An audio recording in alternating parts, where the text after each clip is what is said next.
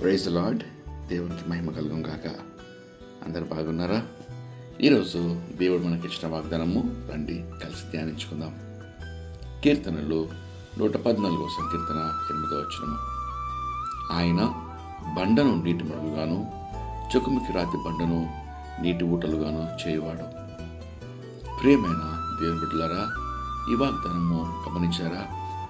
బండలో నుండి నీరు రావడము సాధ్యం కాదు, మరియు చెకుముకి రాతి నుండి అగ్ని వస్తుంది. కానీ మన ప్రియమైన పరలోకపు తండ్రి నిప్పులు చెలరేగే వాళ్ళను నీరు రావడం కాదు, కానీ నీటి ఊటలుగా చేస్తానని వాగ్దానం చేస్తున్నాడు.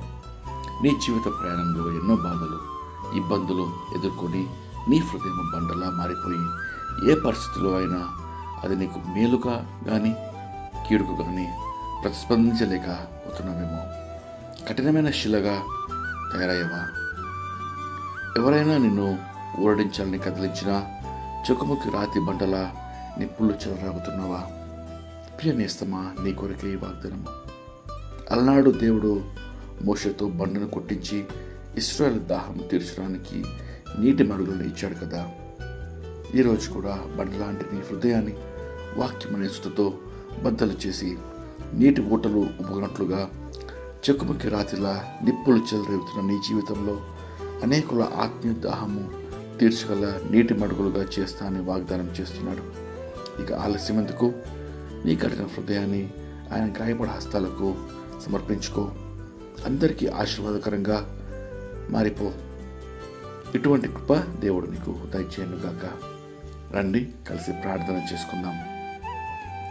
ప్రియమైన పరలోకపు తండ్రి, మీరు ఇచ్చిన శ్రేష్టమైన వాగ్దానంకై మీకు ఎంతో స్తోత్రములు.